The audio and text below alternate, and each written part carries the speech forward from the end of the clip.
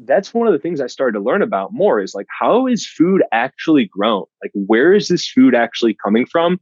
And I'll drive through Nebraska and I'll see these massive cornfields and massive soy fields. And I started like asking questions about how that stuff works. And then I'm learning that a lot of it is a lot for, well, so first of all, a lot of the plant-based food, a lot of the soy and corn grown in the United States is actually grown for cattle, which is an interesting thing. And it takes up so much land and so many resources, and they just pummel it with these pesticides that we don't really know the true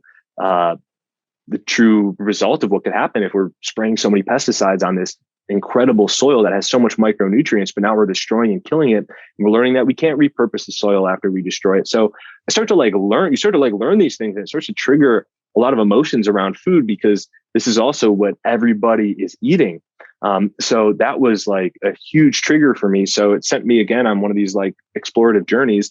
And I started to learn about local, and I started to learn about local produce, and I started to learn about like food forests, where you could actually grow these micro communities of foods that actually complement each other and are good for the soil, and it's completely organic, and the pests kind of take care of themselves, because it's like this natural life cycle that would occur if humans weren't on their own, but it's so fruitful if we don't put as much control into it. So I started learning about these things, and I visited this company in Arizona that was actually working with a bean called the tepary bean that grows in the desert with practically no water, similar to, I got to look more into quinoa and how quinoa's gone. That's super interesting to me.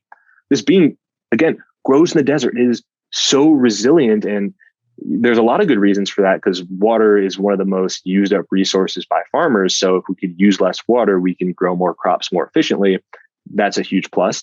And also, as temperatures rise and these summers are getting more brutal, like I live in California, I've been here for a couple of years. Like, we could feel it's getting warmer. People could debate the cause, but we can't debate the fact that it's actually happening.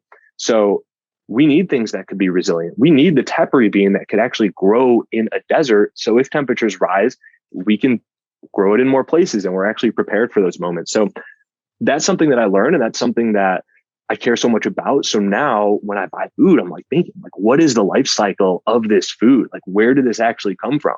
And you learn so much by being curious and asking questions.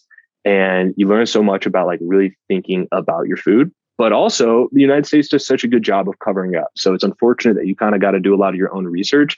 Like, it's hard if you go to a grocery store to know like what was grown by somebody who has your right health in mind versus somebody who is willing to use experimental chemicals in a situation where they might make a profit for a long-term benefit, because they have to meet evaluation for their board of investors, because they have a quarterly review coming up, and it snowballs into this lobby where food is controlled by people with money. It's hard to find out who the right and authentic people are to purchase from, but it's definitely something I think is super important.